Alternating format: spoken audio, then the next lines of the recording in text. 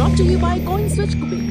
Download the app now. एक नया पैसा के पहले एपिसोड को देखने के बाद आपका सवाल होगा कि डिजिटल करेंसी तो समझ में आ गई, पर ये क्रिप्टो करेंसी क्या है। आज इसी के बेसिक्स को समझने का प्रयास करेंगे, साथ ही जानेंगे कि क्रिप्टो करेंसी एक करेंसी है या फिर एसेट क्लास। लेकिन सबसे पहले अनुरोध है कि पहला वाला एपिसोड जरूर देख लें, क्योंकि उसी में हमारी कहानी के हीरो लल्लन की होती है धमाकेदार एंट्री, और लल्लन से ही तो हम क्रिप्टो का तिया पांचा समझने का प्रयास कर रहे हैं। पहले एपिसोड का लिंक डिस्क्रिप्शन बॉक्स में है। तो चलिए आज के एपिसोड में लल्लन की स्टोरी को पंचतंत्र की कहानी से रीखा विस्तार दें। नमस्कार, मेरा नाम है दिव्यांशी और आप देख रहे हैं हमारी क्रिप्टो करेंसी से जुड़ी खास सीरीज एक नया पैसा का दूसरा एपिसोड। क्रिप्टो करेंसी क्या है? ज्यादातर जगहों पर क्रिप्टो करेंसी और डिजिटल करेंसी दोनों टर्म्स को एक ही चीज के लिए इस्तेमाल किया गया होगा, लेकिन कुछ छोटे मोटे अंतर हैं जिन्हें समझ गए तो किसी भी बैठक में आपका भौकाल टाइट रहेगा। जैसे सबसे बड़ा अंतर तो ये कि डिजिटल करेंसी में कोई गवर्निंग बॉडी होती है और ये करेंसीज सेंट्रलाइज्ड होती हैं। मतलब अगर भारत सरकार लल्लन डिजिटल टोकन जैसी कोई चीज जारी करेगी तो वो डिजिटल करेंसी कहलाएगी। वहीं अगर लल्लन अपने लल्लन डिजिटल टोकन में परिवर्तन करके उसे सर्वसुलभ कर दे तो वो कहलाएगी क्रिप्टो करेंसी। यानी क्रिप्टो करेंसी एक ऐसी करेंसी है जिसको जारी करने के बाद लल्लन का भी उसमें कोई अधिकार नहीं रहेगा। जो होगा दुनिया भर की जनता का होगा। किसी तरह का कोई रेगुलेशन नहीं, ना कोई इसे जारी करने वाला, ना कोई इसे डिमोनेटाइज करने वाला। तो यूं एक लाइन में सामान्यीकरण के जोखिमों के साथ बताएं तो जहां डिजिटल करेंसी सरकारी है, वहीं क्रिप्टो करेंसी सामाजिक, प्राइवेट नहीं सामाजिक, जिसका कोई भी मालिक नहीं और जिसके सभी मालिक हैं। अब जान लेते हैं क्रिप्टो और डिजिटल करेंसी के बीच का टेक्निकल अंतर। जैसा हमने जाना था कि करेंसी डिजिटल हो या क्रिप्टो हो या आम सिक्के या नोट, वो सिर्फ एक सिंगल लेन देन के लिए नहीं बनी होती। आपके पास से दूसरे के पास, दूसरे से तीसरे के पास जाती है और घूमती रहती है। डिजिटल करेंसी के मामले में तो एक कोड ही दरअसल करेंसी होता है, यानी ये कोड एकाधिक बार यूज किया जा सके, ये व्यवस्था जरूरी है। और यही होता है क्रिप्टो करेंसी में भी। यानी डिजिटल करेंसी हो या क्रिप्टो, दोनों ही मामलों में सुनिश्चित करना होगा कि जब आपके पास मौजूद ये कोड किसी और के पास जाए तो आपके लिए ये कोड डिसेबल हो जाए, या ये कोड अगर आप 100 लोगों में बांट दें तो भी 99 लोग इसका उपयोग ना कर पाएं। तो यहां तक तो क्रिप्टो करेंसी और डिजिटल करेंसी में कोई बहुत बड़ा टेक्निकल अंतर नहीं आता, लेकिन हमने जो डिजिटल करेंसी और क्रिप्टो के बीच में सामाजिक विज्ञान के नजरिए से अंतर बताया था, मतलब पहली वाली सेंट्रलाइज्ड और दूसरी वाली डिसेंट्रलाइज्ड, उसी के चलते इनकी टेक्निकलिटी में भी बड़ा अंतर आ जाता है।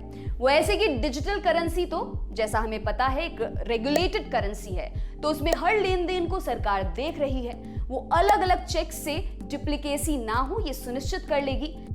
लेकिन क्रिप्टो करेंसी में क्या हो, उसका तो कोई मालिक है ही नहीं, उसके लेन देन कैसे डुप्लीकेसी प्रूफ रहे। तो क्रिप्टो में होता है ब्लॉकचेन का विकल्प। ब्लॉकचेन मतलब एक डेटाबेस सरीखा कि अभी किसके पास वास्तव में क्रिप्टो करेंसी है, पहले किसके पास था, कहां से आई, कहां गई, इसमें सब कुछ ऐड होता रहता है।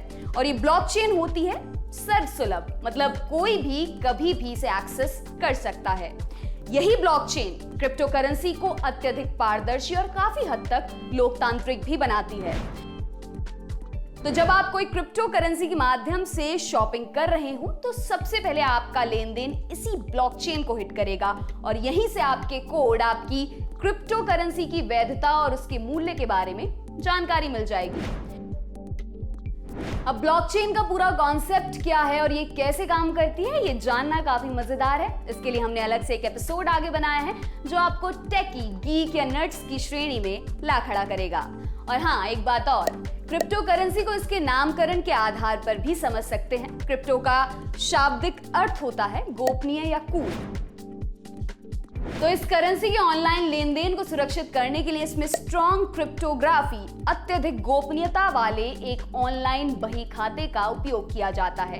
ऑनलाइन बही खाता बोले तो वही ब्लॉकचेन। अब समझते हैं कि क्रिप्टो करेंसी एक एसेट क्लास है या करेंसी। अगर एक स्केल के इंच और सेंटीमीटर की लंबाई हर दिन के हिसाब से घटने बढ़ने लगे तो ऐसा स्केल हमारे किसी काम का नहीं। ऐसा ही हिसाब करेंसी का भी होता है, वो भी एक स्केल ही है, महंगाई, दाम, मूल्य नापने का। मतलब अर्थशास्त्र की सबसे महत्वपूर्ण इकाई। इंच और सेंटीमीटर की तरह परफेक्ट नहीं भी तो भी काफी हद तक अपरिवर्तनीय है। मतलब हो सकता है कि रुपए का मूल्य डॉलर के मुकाबले घटे बढ़े, लेकिन प्रतिदिन के हिसाब से इतना नहीं घटता बढ़ता कि आफत आ जाए। और साथ ये भी गौरतलब है कि किसी एक करेंसी को नापने के लिए भी किसी दूसरी करेंसी का ही सहारा लिया जाता है।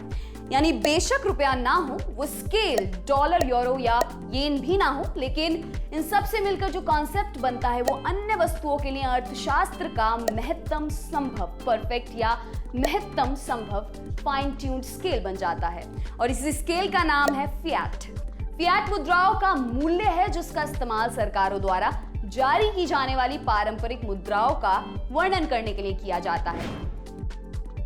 सरकारें फिएट मुद्राओं को नियंत्रित करती हैं। अगर कोई करेंसी इस स्केल से इधर उधर होती है तो वही होता है जो प्रथम विश्व युद्ध के बाद जर्मनी में हुआ था और हाल के दशकों में वेनेजुएला और ऑस्ट्रिया में। इसे ऐसे सोचिए, क्या हो अगर रुपया रोज तेजी से घटता बढ़ता रहे। यूं अगर कल कहा जाएगा कि पेट्रोल के दाम 200 रुपए हो गए हैं तो आप ये सोचने के बदले कि पेट्रोल महंगा हुआ है, पहले ये भी देखोगे कि कहीं रुपये की वैल्यू तो नहीं गिरी है। हम आपको ये सब क्यों बता रहे हैं? ताकि हम समझ सके कि रुपए का मूल उद्देश्य इन्वेस्टमेंट नहीं है, वो तो अर्थशास्त्र का एक या कई मायनों में एकमात्र स्केल है। इन्वेस्टमेंट क्या हुआ फिर? इन्वेस्टमेंट कोई ऐसी चीज हुई जो आपने कम दामों पर खरीदी और बढ़े हुए दामों पर बेच दी या बेचने का प्लान किया, जैसे सोना हुआ, रियल एस्टेट, शेयर्स, एफडी आदि। और देखिए बढ़े हुए दाम का स्केल, करेंसी ऑफ कोर्स। मतलब आप यही तो कहते हैं ना कि कल सोना 1 लाख रुपए में खरीदा था, आज 1.25 लाख रुपए में बेच दिया। अब आप कहेंगे कि करेंसी का भी तो इन्वेस्टमेंट की तरह यूज किया जाता है, जैसे कुछ $1000 ले लिए और उसका भाव बढ़ने पर बेच दिया। पर गौर कीजिए कि यहाँ पर एक करेंसी का भाव बढ़ना दूसरी करेंसी से तुलना है, वरना तो डॉलर का भाव कल भी $1 प्रति डॉलर था और आज भी $1 प्रति डॉलर है। यूं बेशक आप करेंसीज को इन्वेस्टमेंट के लिए इस्तेमाल कर सकते हैं, लेकिन उसका मूल उद्देश्य इन्वेस्टमेंट नहीं है। जैसे माचिस का मूल उद्देश्य कान खुजाया जाना नहीं है, लेकिन माचिस से कान भी खुजाए जा सकते हैं। लेकिन क्रिप्टो करेंसी के मामले में मामला बिल्कुल अलग हो जाता है। हालांकि इन्हें बनाया लेन देन के वास्ते गया है, किसी भी अन्य करेंसी की तरह, लेकिन ये प्राथमिक रूप से इन्वेस्टमेंट या टेक्निकल भाषा में बोले तो एसेट क्लास ही हो गई है। क्यों? क्योंकि ये करेंसी के उस मानक को पूरा नहीं करती जिसकी हमने बात की थी, यानी ये स्केल पर नहीं बन पा रही। रोज रोज क्या हर पल इतनी तेजी से घटती बढ़ती है कि ब्लैक स्वान के लेखक नसीम निकोलस तालेब, जो पहले बिटकॉइन सबसे ज्यादा प्रचलित और चर्चित क्रिप्टो करेंसी है, उसकी मुक्त कंठ से प्रशंसा करते थे। उनके अनुसार कम से कम अभी के लिए तो कहा जा सकता है कि बिटकॉइन एक विफलता है। एक करेंसी कभी भी उस चीज से ज्यादा अस्थिर नहीं होनी चाहिए जिस चीज को आप उससे खरीद रहे हैं। आप किसी चीज पर बिटकॉइन का प्राइस टैग नहीं लगा सकते। दूसरी तरफ वो वजह जिसके चलते ये करेंसी नहीं बन पा रही, वही वजह इसे एक बढ़िया और थोड़ा रिस्की एसेट क्लास बना दे रही है और लोग दौड़कर इसके पीछे भाग रहे हैं। और वो दूसरी वजह है इसका तेजी से घटना बढ़ना। वैसे ये भी जान लीजिए कि क्रिप्टो भारत में इन्वेस्टमेंट के लिहाज से तो लीगल है, लेकिन करेंसी के लिहाज से नहीं। अच्छा, जाते जाते एक सवाल। लल्लन के शहर में तो लोगों की मजबूरी थी लल्लन डिजिटल करेंसी के पीछे जाना, लेकिन फिर दुनिया भर समेत भारत में क्रिप्टो करेंसी का इतना जोर क्यों चल रहा है? उत्तर खोजने की कोशिश कीजिए, ना मिले तो कोई नहीं, हम है ना। आने वाले एपिसोड्स में हम बताएंगे विस्तार से। आपके लिए जानकारी लाए हैं हमारे साथी माधव और दर्पण। देखते रहिए एक नया पैसा। क्रिप्टो करेंसी का समझिए सारा माया जाल। फिर भी अगर बचे कोई सवाल, ट्विटर, यूट्यूब, फेसबुक, हमारी वेबसाइट हो या ऐप, जहां कहीं भी से देख रहे हैं आप, कमेंट सेक्शन का कीजिए फुल ऑन इस्तेमाल। 10वें एपिसोड में लिए जाएंगे आपके सारे सवाल। तब तक देखते रहिए एक नया पैसा हमारे साथ।